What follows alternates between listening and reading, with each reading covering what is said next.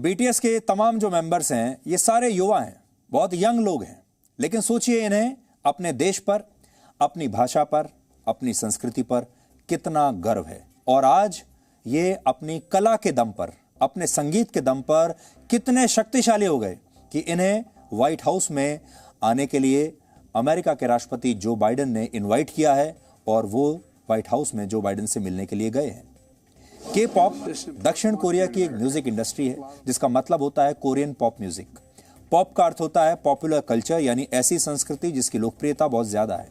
के पॉप दक्षिण कोरिया की सॉफ्ट पावर बन चुका है, यानी एक ऐसी ताकत जो दिखाई तो नहीं देती लेकिन महसूस होती है और उसका प्रभाव बहुत ज्यादा होता है। किसी भी हथियार से उसका प्रभाव कहीं ज्यादा है।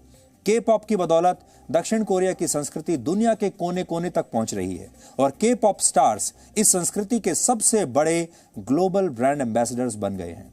के पॉप म्यूजिक एल्बम्स में आधुनिक संगीत, लिरिक्स, डांस कोरियोग्राफी और हाई क्वालिटी प्रोडक्शन का एक शानदार मिश्रण होता है।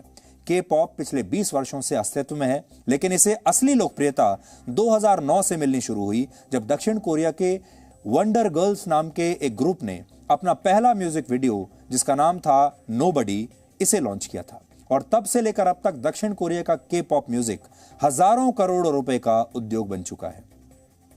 बीटीएस की लोकप्रियता का अंदाजा आप इसी बात से लगा सकते हैं कि पिछले साल दक्षिण कोरिया के राष्ट्रपति ने बीटीएस को संयुक्त राष्ट्र में अपने देश का विशेष दूत नियुक्त किया था और एक विशेष दूत बनाकर वहां भेजा था और इन्हें डिप्लोमेटिक पासपोर्ट दिए गए थे। दक्षिण कोरिया जानता है कि उसकी के पॉप वाली सॉफ्ट पावर किसी मिसाइल से भी कहीं ज्यादा प्रभावशाली है। इसकी लोकप्रियता इतनी ज्यादा है कि वर्ष 2018 में उत्तर कोरिया की राजधानी प्योंगयांग में तानाशाह किम जोंग उन के सामने भी दक्षिण कोरिया के पॉप स्टार्स ने परफॉर्म किया था। इसके अलावा बीटीएस की लोकप्रियता की वजह से दक्षिण कोरिया की अर्थव्यवस्था को हर वर्ष 27,000 करोड़ रुपए का फायदा होता है और जब भी बीटीएस की कोई नई एल्बम या नया गाना रिलीज होता है तो दक्षिण कोरिया और पूरी दुनिया में बीटीएस से जुड़े प्रोडक्ट्स की बिक्री तेज हो जाती है और बीटीएस से आकर्षित होकर हर साल 8 लाख लोग दक्षिण कोरिया घूमने जाते हैं, जो दक्षिण कोरिया में आने वाले पर्यटकों का 70% है। यानी इस बैंड की दुनिया भर में जबरदस्त फैन फॉलोइंग है और ये बैंड अब दक्षिण कोरिया की सबसे बड़ी सॉफ्ट पावर बन चुका है। हालांकि बीटीएस ने सॉफ्ट पावर के तौर पर जो काम दक्षिण कोरिया के लिए किया और हॉलीवुड ने जो काम अमेरिका के लिए किया, वो काम हमारा बॉलीवुड भारत के लिए कभी नहीं कर पाया। बॉलीवुड ने हमारी संस्कृति, संगीत और कला को तो दुनिया तक पहुंचाया, लेकिन एक शक्तिशाली देश के रूप में भारत की छवि बनाने के लिए कुछ नहीं किया।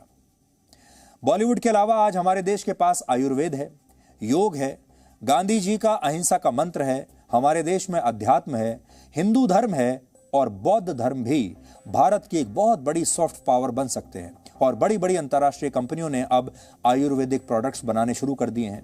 अध्यात्म का अनुभव लेने के लिए भी बड़ी संख्या में विदेशी भारत आते हैं और अब तो विदेशों में अध्यात्म से संबंधित बहुत सारे ऐप्स आ गए हैं जिसमें हमारे ही देश के अध्यात्म को अंग्रेजी में अलग अलग शब्दों में वेलनेस का नाम देकर बेचा जा रहा है, लेकिन भारत इन्हें अपनी सॉफ्ट पावर के तौर पर कभी भी स्थापित नहीं कर पाया। Presenting B News app, available on Google Play and App Store. Download it now.